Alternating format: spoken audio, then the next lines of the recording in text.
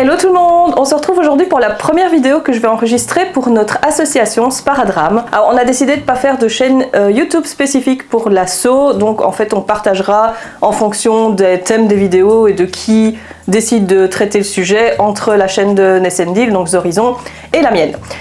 Ça a trait aux animaux, ça a trait à l'éducation généralement, mais ça n'a pas trait à la photo en elle-même. Si cette série de vidéos ne vous intéresse pas parce que vous ne vous intéressez qu'à la photographie, n'hésitez pas à laisser tomber, c'est dans une playlist spécifique, donc vous pouvez carrément skipper le sujet, c'est pas un problème pour moi. Aujourd'hui, j'aimerais bien vous parler d'un sujet qui me passionne depuis des années. C'est un sujet en fait qui va prendre en compte tout le chemin de l'apprentissage personnel, comment on apprend, comment on intègre les informations, comment on fait la distinction entre ce qui est vrai, je vais mettre des guillemets, entre ce qui nous paraît vrai et ce qui nous paraît faux, pour n'importe quel sujet, mais ici je vais vraiment axer ça sur l'éducation des animaux, l'éducation de manière très large, hein. La vie avec les animaux on va dire, et comment on en vient à choisir une méthode, choisir une voie d'éducation pour nos animaux.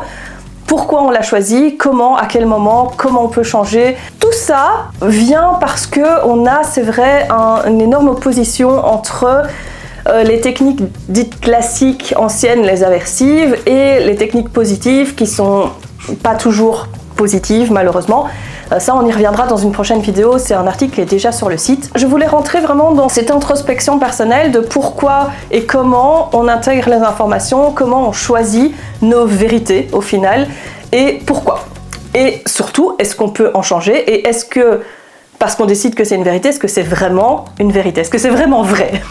Voilà, c'est ça qu'on va aborder aujourd'hui. Ok, donc dans cette vidéo, on va parler des biais cognitifs. Je ne sais pas si vous savez ce que c'est. En gros, c'est des raccourcis que va prendre notre cerveau pour prendre des décisions vraiment sur le moment, pas de la réflexion. Donc il va se passer un truc, le cerveau va dire c'est ça, c'est ça, c'est ça, ou c'est pas ça, c'est pas ça. Donc ce n'est pas un apprentissage, c'est pas des décisions conscientes, c'est vraiment le cerveau qui va réagir à chaud, directement sur le moment, et vous ne pouvez rien y faire. C'est vraiment une réaction du cerveau, donc il se passe un truc, le cerveau réagit, et vous là-dedans, vous n'avez pas votre mot à dire, d'accord? C'est un truc du cerveau, c'est un truc humain.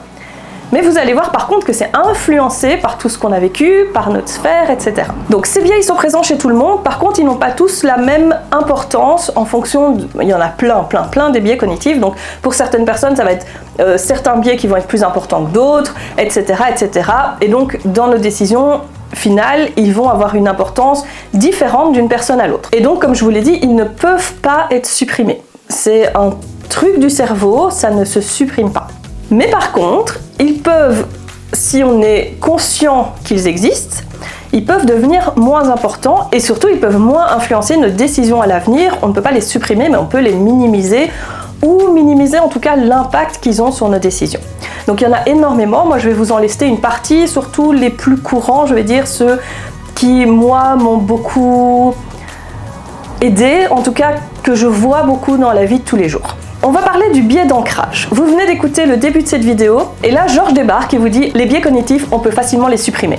Qu'est-ce que vous allez penser immédiatement? Ah bah non, je viens de lire le contraire, c'est n'importe quoi ce que tu racontes. Pourquoi? Qui a raison? Est-ce que c'est moi? Est-ce que c'est Georges? Simplement, la première info que vous avez sur un sujet que vous ne connaissez pas, la première info nouvelle va toujours être ancrée comme vraie.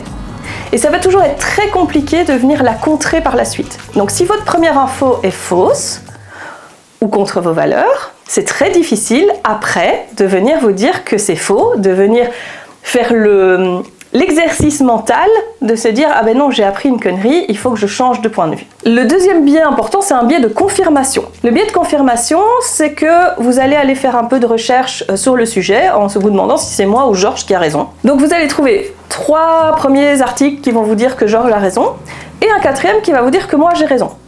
Et c'est cet article-là que vous allez prendre, vous allez le voir et vous allez dire « Ah bah tu vois, finalement j'avais raison ». Donc en fait, vous allez chercher une preuve que vous avez raison, au lieu de chercher la vérité. Ça s'appelle un biais de confirmation. On va aller récupérer les infos qui vont dans notre sens, et c'est ça qui va venir renforcer notre position, en tout cas. J'allais dire notre décision, mais c'est pas forcément une décision, notre position. Et donc pour ça, il suffit d'aller faire des recherches inverses. Aller chercher, au lieu de chercher, on ne peut pas effacer un biais cognitif du cerveau, chercher, on peut supprimer un biais cognitif. Cherchez toujours comme si vous vouliez donner raison à l'autre personne. Alors, ensuite, on a le biais d'autorité. Alors, si Georges ne veut pas vous croire, vous allez aller chercher l'info plus haut. Vous allez aller chercher chez des spécialistes, chez des professeurs, chez des youtubeurs, je ne sais pas, chez vos parents, si vous avez une estime incroyable de vos parents. Voilà, tous des gens qui vont faire un peu office d'autorité, en particulier sur le sujet. Donc ici, ce serait plutôt des scientifiques, des neurologues, etc., etc. Et donc, vous allez montrer cette information. Regarde, truc machin, professeur, truc machin, ils disent que j'ai raison et que tu as tort. Probablement que Georges va toujours pas vous croire, on reviendra juste après sur le pourquoi de cette histoire, mais par contre, Tata Simone qui était juste à côté, elle va intervenir et vous dire bah oui, si lui et lui le disent, c'est que c'est vrai en fait. Donc ça c'est du biais d'autorité, on va croire. Alors je dis pas que c'est à tort ou à raison, je dis juste que le cerveau va croire plus automatiquement les profs, les scientifiques, même si on voit maintenant que ça n'a plus la même autorité qu'avant, les gens haut placés, mais aussi les gens qui vont avoir une sorte d'autorité sur vous. Donc vos youtubeurs favoris par exemple, les personnes que vous aimez beaucoup, et a fortiori, tout ce qui est cercle familial, amical, etc. Tout ce qui est cercle amical, familial, c'est encore un biais différent dont j'ai perdu le nom là sur le moment. Mais en gros, vous allez croire les gens qui vont être proches de vous, en qui vous avez confiance, et a fortiori, au-dessus, donc vos youtubeurs, vos influenceurs, etc. Et les professeurs, les gens dont c'est les études, et tout ça, et tout ça. Donc ça, c'est le biais d'autorité. C'est important de s'en souvenir. Si vous suivez quelqu'un qui a toujours des infos qui vous paraissent justes, du coup il monte dans votre estime. Et donc vous allez plus du tout remettre en question les infos qui arrivent, alors que peut-être qu'il y a, je sais pas, 80% qui est juste et 20% qui est faux, ou en tout cas pas dans...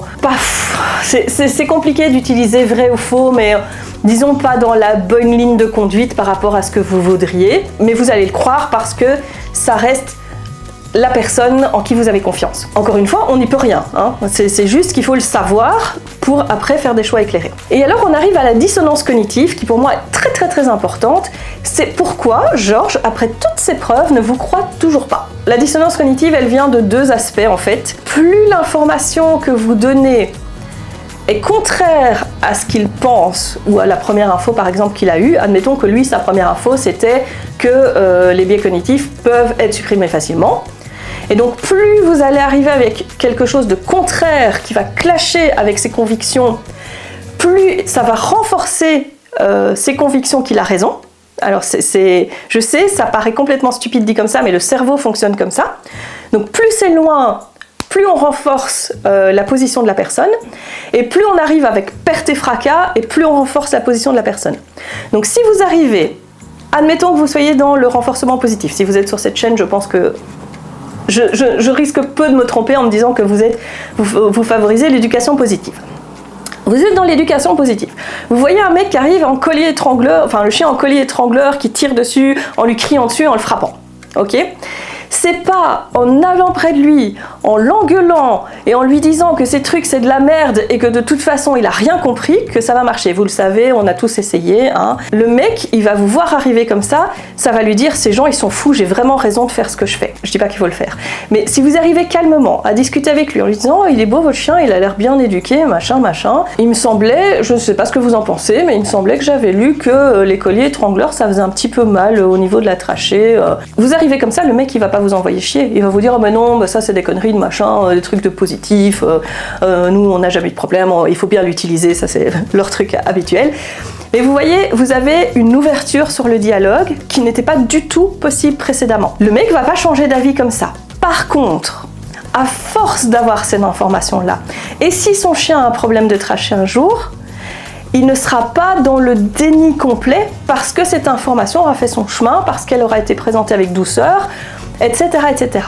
Mais tout ça, ça veut aussi dire à l'inverse que si vous vous opposez très fermement à quelque chose, il faut aussi réfléchir au pourquoi. On est opposé à l'éducation traditionnelle parce qu'on a des bonnes raisons de le faire, mais elles peuvent être complètement rationnelles. Mais si vous êtes opposé à un truc, on vient vous donner une info et vous réagissez super fort sur le moment, après coup, vous pouvez rien y faire. Vous allez réagir super fort, c'est comme ça. Mais après coup, c'est intéressant de se dire pourquoi est-ce que j'ai réagi comme ça ? Qu'est-ce qui m'a fait réagir? Est-ce que finalement c'est un faux, est à classer dans les faux? Uniquement parce que ça m'a fait réagir comme ça à chaud. Alors j'ai une petite anecdote à ce propos-là justement, et c'est ce qui m'a fait vraiment me tourner vers les biais cognitifs, ce qui m'a vraiment décidé à plonger dedans. Donc j'ai lu un article sur les biais cognitifs, j'ai trouvé ça chouette, j'ai fermé l'article, j'ai passé mon chemin, voilà. Et environ une semaine plus tard, je pense, j'ai vu une vidéo d'une éducatrice que j'adore, franchement que je la trouve extraordinaire, qui fait un travail de dingue en full positif, un truc de fou. Elle présente un reel où elle explique qu'en fait, apprendre le refus d'appât au chien en refermant sa main, donc en lui présentant de la bouffe et en refermant sa main, c'est de l'éducation traditionnelle. En fait, on punit le chien. Moi, j'ai toujours fait ça comme ça jusque-là. Ne voyant pas d'autres alternatives, mon réflexe, ça a été, je me suis énervée, j'ai failli répondre au reel, j'ai fermé la page. Et je me suis énervée pendant, sans déconner, pendant au moins 1 heure. Parce que ça m'a blessée qu'on me dise, ce que tu fais là, c'est punir le chien. Alors que dans ma tête, ça ne l'était pas. Et donc, c'était tellement clash. Moi qui me bats contre l'éducation traditionnelle, etc., me dire qu'en fait je viens punir mon chien, c'était tellement clash que ça m'a fait exploser. J'ai pété un plomb. J'ai failli me désabonner de cette fille-là. Et je ne l'ai pas fait parce que vraiment j'ai une admiration pour elle qui est presque sans faille. Et je l'ai pas fait, j'ai tout fermé, j'ai été prendre l'air, j'ai respiré pendant au moins 2 jours, je crois, sans mentir, hein, franchement. Après coup, maintenant ça me fait rire tellement en fait c'est rien quoi, mais après coup 2 jours après, il y a un moment ça m'a tilté cette histoire de biais cognitif où je me souviens avoir lu effectivement que quand on réagit très très fort, ça veut pas dire que c'est faux, ça veut dire que c'est très opposé à nos croyances et c'est 2 choses totalement différentes. Je me suis posée, j'ai respiré, je me suis posée, je me suis dit je vais revoir la vidéo. J'ai revu la vidéo. J'étais un petit peu plus calme dans le sens où je me suis dit oui, bon ok, je vois pas en quoi c'est punitif et surtout je ne vois pas d'autres alternatives, donc je ne sais pas. Et donc j'ai écrit à la fille, je lui ai envoyé un petit message en lui disant écoute, ça m'a choqué, je ne comprends pas comment on peut apprendre ça autrement que via cette méthode-là et je ne comprends pas en quoi elle est punitive. Et la fille m'a détaillé, elle m'a donné 2-3 lives, elle m'a détaillé un petit peu la manière d'apprendre exactement ce refus d'appât-là, d'une manière totalement positive. Elle m'a montré ça et ça a fait, mais évidemment qu'il y a une autre méthode pour le faire, dont je ne l'avais pas en tête et donc pour moi ça n'existait pas. Ça c'est un truc qui existe souvent chez l'homme. À partir du moment où on ne le conçoit pas, on estime que ça n'existe pas. Et donc, oui, cette méthode existe. Oui, effectivement, le fait d'apprendre un chien sans lui expliquer ce qu'on attend de lui, en refermant la main, donc en punissant, en fait, le chien il ne comprend pas, donc ça reste de la punition. Alors c'est pas de la punition qui fait mal, mais ça reste de la punition qui va entacher la relation que le chien, donc la confiance que le chien va avoir envers nous, puisqu'on lui demande un truc qu'il ne comprend pas et on ne lui explique pas ce qu'on attend de lui au départ. Du coup, oui, voilà, on n'est pas sur de la punition qui fait mal, qui fait vraiment peur, etc. Mais on va gratouiller dans la confiance que le chien a en nous. C'est pas cool, hein, clairement.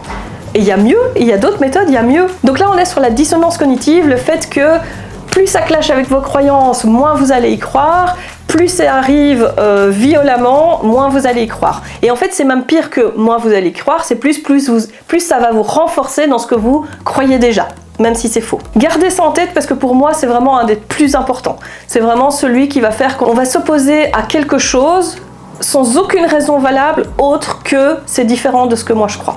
Le biais suivant, c'est le biais de simple exposition. C'est un biais qui est facile, qui est courant, et qui est courant en marketing aussi. C'est le fait que plus on va être exposé à quelque chose, que ce soit une info, que ce soit une manière de faire, que ce soit une mode, plus on va l'intégrer, plus on va l'aimer. Ça veut aussi dire que plus on est horrifié par quelque chose, la première fois qu'on le voit, plus ça va devenir normal de plus en plus au fur et à mesure qu'on le voit. Pour les plus vieux d'entre vous, vous vous souvenez des pubs Juvamine? C'était vraiment ça. Il nous l'a passé 5 fois d'affilée, c'était une pub de 5-6 secondes. Elle passait 5 fois d'affilée et on les retenait à fond parce que c'était... Et la pub c'est ça, c'est de l'exposition. Plus on voit une pub pour quelque chose, plus on va finir par intégrer le concept et en avoir envie. Mais donc du coup c'est une bonne nouvelle parce que ça veut dire que plus on va passer le mot pour l'éducation positive, pour le respect des animaux, pour le respect du mental, plus les gens vont être exposés à ces informations, à cette idée, et plus ça va devenir normal et plus ils vont l'intégrer. Donc, parler, discuter, même avec les gens qui n'ont pas l'air d'être dans le truc, toujours avec douceur, on en revient toujours à la même chose. Mais voilà, cette info doit circuler pour que ça devienne normal, pour que les gens l'intègrent. Et à contrario, avec tous les éducateurs qui font du répressif, qui font de la punition, etc., en fait, plus on leur donne de la visibilité et plus ça devient normal pour les gens. Donc, il faut arrêter de les regarder, il faut arrêter de partager, même pour dire que c'est mauvais, il faut juste les laisser dans l'oubli. Et comme ça, on n'en parlera plus du tout. Alors, le biais suivant, c'est l'illusion de fréquence. L'illusion de fréquence, c'est le fait que vous allez avoir l'impression de voir quelque chose, que ce soit un objet, une idée, etc., plus souvent, si vous vous y intéressez. Elle n'est pas plus souvent présente, c'est juste que vous allez vous en rendre compte et inconsciemment, vous allez intégrer le fait comme si d'un coup, il y en avait plus, alors que pas du tout. L'exemple typique de ce biais-là, vous venez d'acheter ou de commander une nouvelle voiture que vous ne voyez nulle part et tout d'un coup vous en voyez partout. Globalement, il y en a à peu près toujours eu le même nombre juste avant que vous commandiez, juste après. Sauf que là, d'un coup, vous allez toutes les voir. Et vous allez avoir cette impression, merde, tout le monde a commandé la même que moi. Alors que pas forcément. Elles étaient là avant, c'est juste que vous ne les voyez pas. Alors, le biais suivant, c'est le sophisme génétique. C'est un terme un peu compliqué, mais vous allez voir, c'est très facile. Ce biais-là consiste à invalider les propos des gens en se basant uniquement sur leur histoire, sur leurs origines, sur leurs croyances, et pas du tout sur le fond de l'info. Typiquement, vous allez totalement invalider toutes les infos qui viennent des éducateurs en répressif.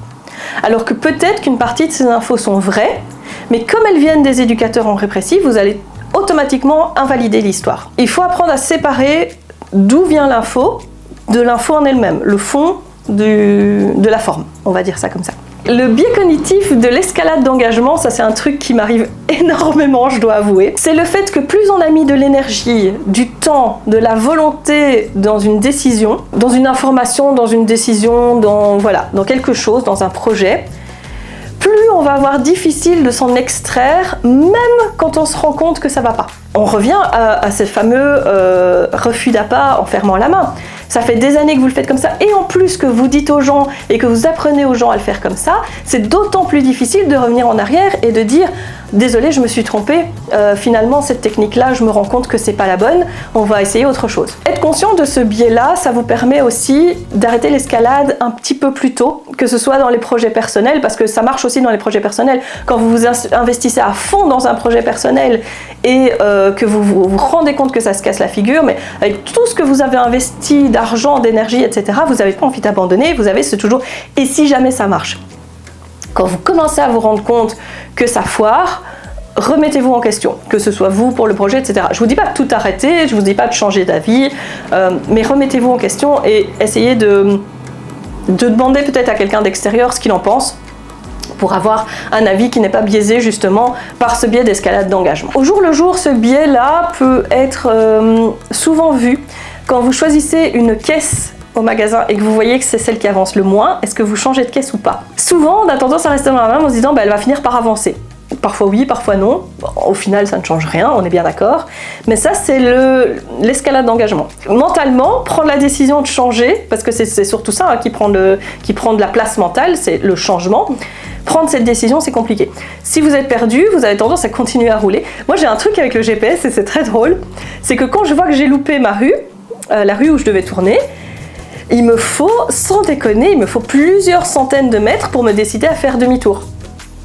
Parce que je suis engagée sur ma route et que voilà, c'est un truc de dingue. Et alors il y a un dernier biais dont je vais vous parler maintenant, que je mets un petit peu à part, parce que c'est vraiment à cause de ce biais-là qu'on a Internet qui rengorge d'infos qui sont pas tout à fait vraies, voire totalement fausses, qu'on a énormément de gens qui se lancent dans des métiers où ils n'ont pas besoin de diplôme, et c'est un peu dramatique, genre notamment en éducation, que ce soit canin, équin, etc.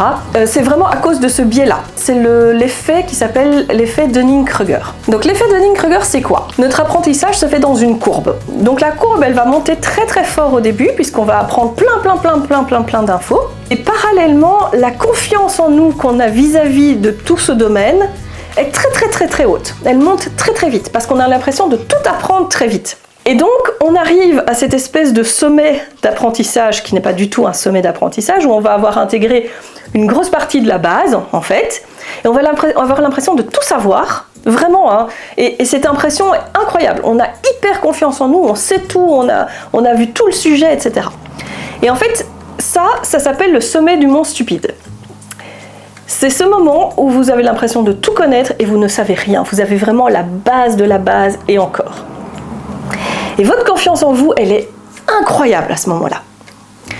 Si vous continuez un petit peu à vous informer, parce que le sujet vraiment vous passionne, il y a beaucoup de gens qui restent là-haut.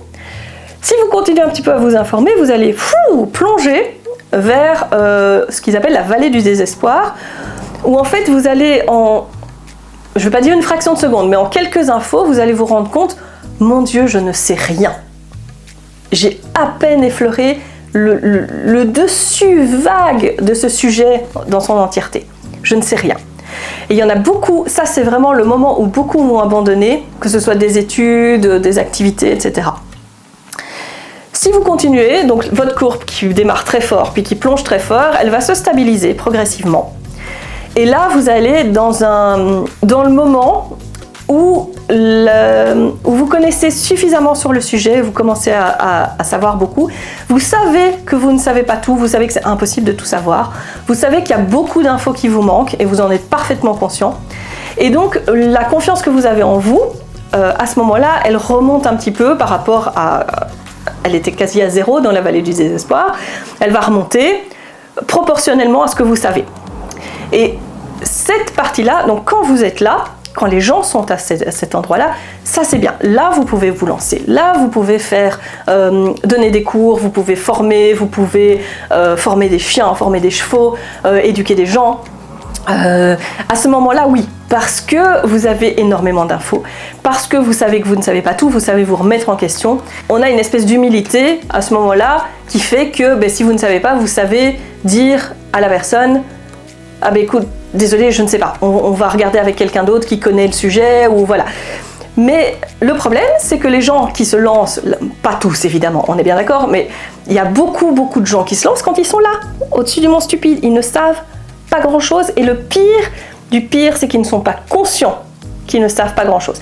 Alors on n'y peut rien, c'est comme ça, toutes les courbes d'apprentissage sont comme ça. Ceci dit, le savoir, et gardez en tête le fait que quand vous avez l'impression de tout savoir, c'est probablement que vous ne savez pas grand-chose. Parce qu'à partir du moment où vous savez beaucoup, vous savez que vous ne savez pas tout. Je ne sais pas si c'était clair, mais c'est vraiment un résumé. Donc voilà, c'est important quand vous avez un sujet qui vous tient à cœur, et en particulier un sujet sur lequel vous voulez partager, que vous voulez partager aux autres, que vous voudriez enseigner, etc. C'est important de vous former à fond. Parce que le fait de vous former à fond, et surtout avec d'autres personnes, ça va remettre un petit peu en question vos connaissances et ça va vous apporter ces trucs que vous ne savez pas. Et comme je vous disais tout à l'heure, l'humain est fait comme ça. S'il ne connaît pas une info, généralement, à part vraiment quand on est dans la fin de la connaissance, généralement il ne peut pas arriver à comprendre que cette info existe. Et donc pour lui, ça n'existe pas.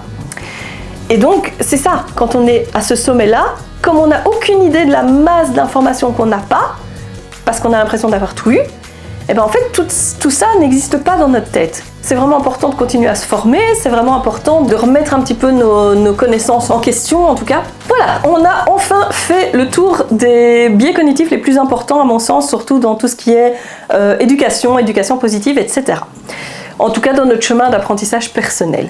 On va parler un petit peu maintenant de notre ego. Donc vous le savez, quelle que soit l'info, on ne va pas changer d'avis en un clin d'œil, en une fraction de seconde, c'est pas possible. Notre cerveau, il ne nous laisse pas faire ça, c'est une question de survie. Mais il y a des choses que vous pouvez faire, donc je vous ai déjà mis quelques petits exemples pendant les explications des biais cognitifs. Il y a des choses que vous pouvez faire au quotidien pour essayer de challenger un petit peu tout ça et de voir si au final, ce que vous croyez vrai, est-ce que c'est vrai vraiment, ou est-ce que vous dites que c'est vrai parce que ça vient d'une décision du cerveau via des biais cognitifs. La première chose, on en a parlé, si on réagit très fortement, c'est probablement qu'il y a une dissonance cognitive. Ça ne veut pas dire que l'info qui arrive est vraie et que votre info est fausse. Ça veut dire que vous pouvez prendre le temps de vous informer et de remettre votre information en question. Peut-être que votre information est vraie, ou que vous décidez de rester... Je dis vrai ou faux, mais en fait, par exemple, l'éducation traditionnelle versus l'éducation positive, c'est pas vrai ou faux, c'est un choix. Et donc l'info qui arrive, on reparle de ce fameux refus d'appât, l'info qui arrive, elle est en soi ni vraie ni fausse, c'est est-ce que vous allez la prendre pour l'intégrer à vos connaissances et à votre pratique ou pas. Et donc pour savoir ça, effectivement, il faut remettre en question, il faut faire ça calmement. Laissez passer vos biais cognitifs. Vos biais cognitifs, ils vont arriver, il n'y a rien que vous puissiez faire par rapport à ça. Laissez-les passer, laissez-vous redescendre, ne réagissez pas à chaud, ça c'est important. Laissez passer le temps et puis seulement après, prenez le temps d'aller lire comme je l'ai fait, d'aller poser la question si nécessaire et faites-vous une opinion après. Si, quand la personne vous a expliqué, vous décidez que ça ne vous convient pas, que ça ne rentre pas dans vos normes, etc., il n'y a pas de problème. Mais au moins, vous avez pris le temps de voir les deux côtés de la pièce et pas seulement votre info. Ça, c'est votre info. Ok ? Elle est peut-être vraie. Peut-être que ce qu'il y a là devant vous est vrai. Peu importe. Donc voilà, ça c'était la deuxième astuce, c'est vraiment se laisser le temps de réfléchir, se laisser le temps d'analyser, laisser passer vos biais cognitifs, ils doivent passer, il n'y a rien à faire, et analyser ensuite. La troisième chose, c'est de faire des vraies recherches sur ce qui vous paraît faux ou sur ce que vous rejetez. J'ai pas fait de recherche sur l'éducation traditionnelle parce que je l'ai vécu. Alors, il faut savoir que j'ai eu mon premier chien dans les années 90, donc j'ai vécu les clubs traditionnels où on m'a dit de prendre le bout de la laisse et de frapper sur le museau du chien quand il tirait en laisse. J'ai fait de l'agility en traditionnel, enfin bref. Je les ai vécus, donc j'ai pas besoin d'aller me réinformer dessus, je les connais. Par contre, j'ai été m'informer par exemple sur le collier électrique. Il y a des groupes Facebook pro collier électrique et j'ai été lire, j'avais eu de la chance d'en trouver un qui était ouvert en lecture ouverte, qui n'était pas fermé. Et donc j'ai pris le temps d'aller lire ces infos-là comme si, alors sans a priori, vraiment comme si je lisais des nouvelles informations. Et une fois que j'ai lu suffisamment, j'ai confronté ça à mes propres croyances, mes propres connaissances et j'ai pris ma décision. Je ne recommande pas le collier électrique, on est bien d'accord, mais sans avoir les deux côtés, encore une fois, les deux côtés de l'info, c'est difficile d'être sûr.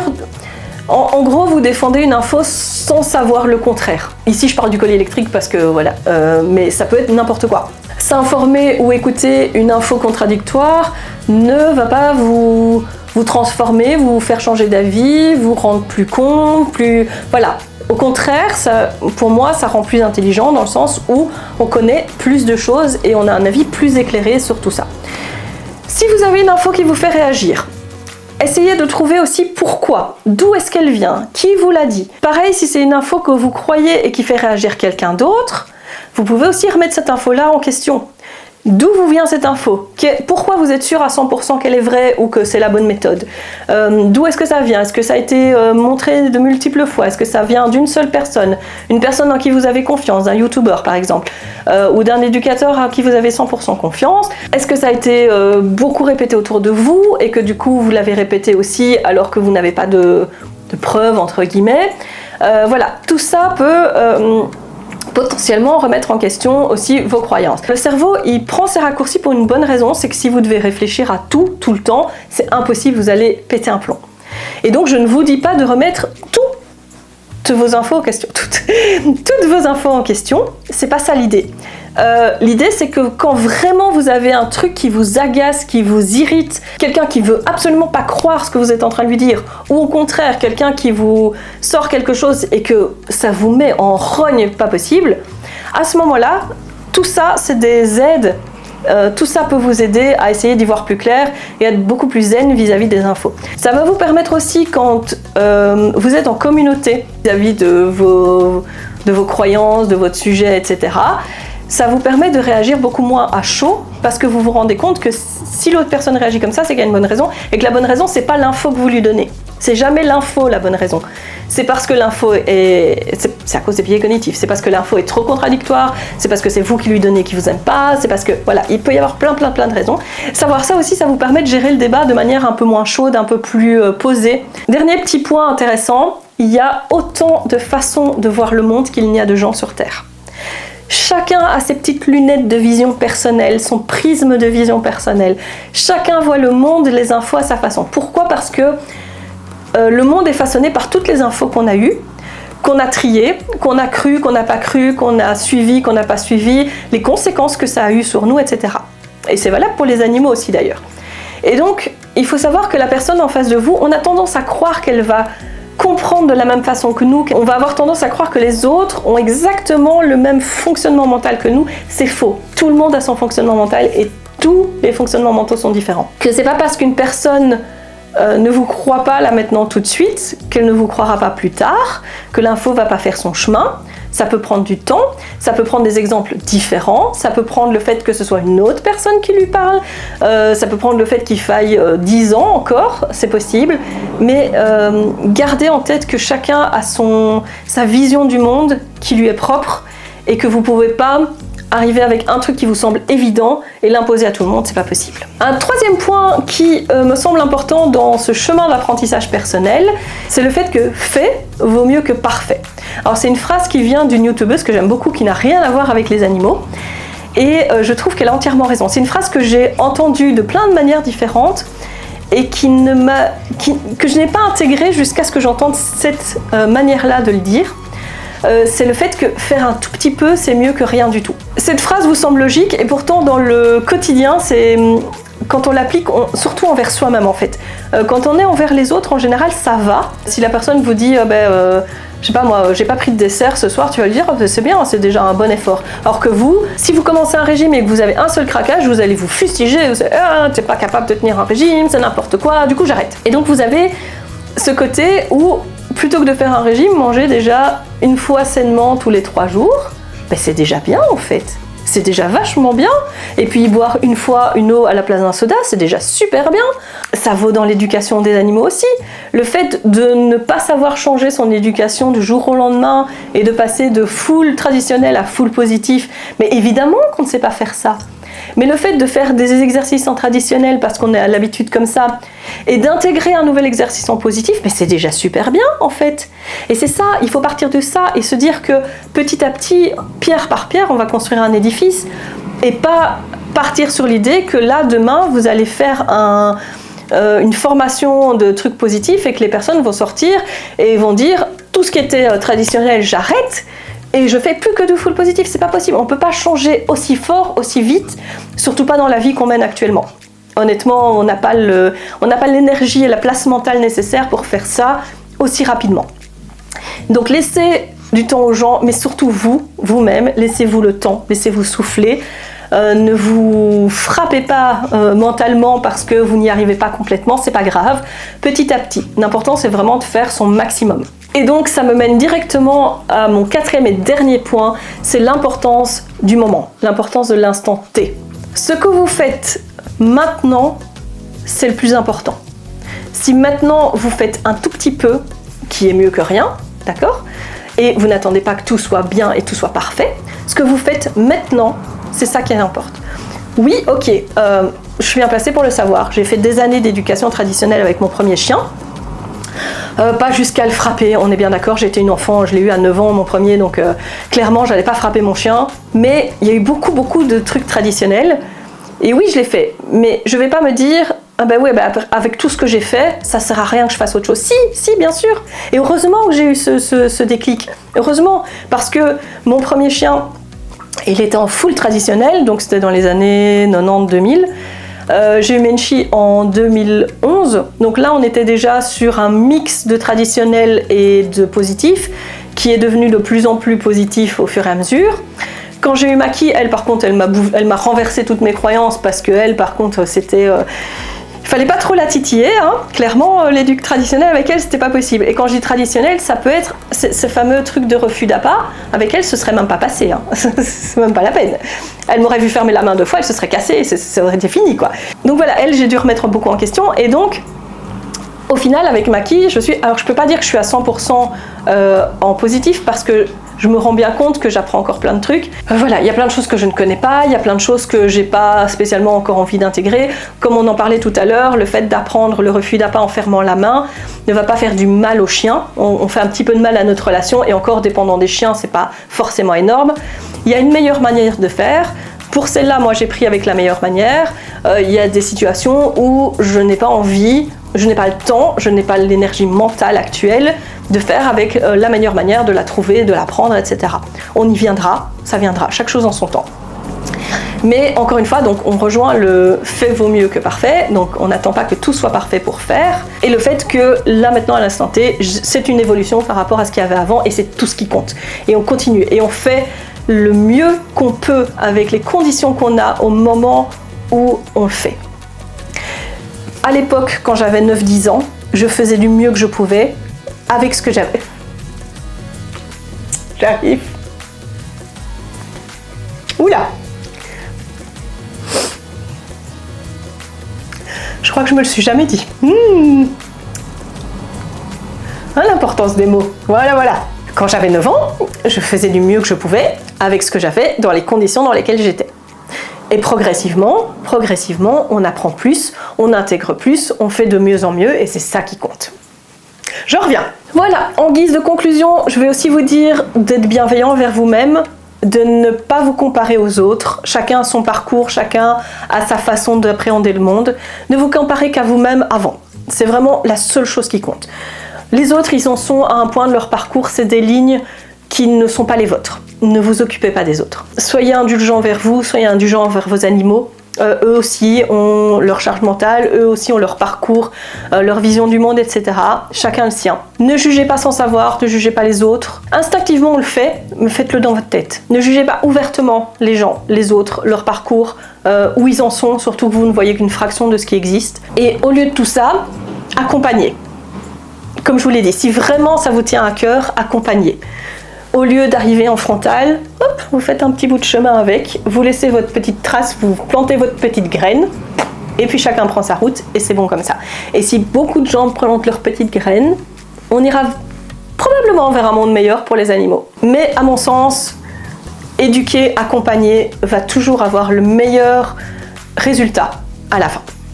Voilà, c'était une longue, c'était compliqué, c'était la première vidéo pour Sparadrame. Prenez soin de vous, n'hésitez pas à aller voir le site internet de notre asso, on se retrouve très vite. Bye!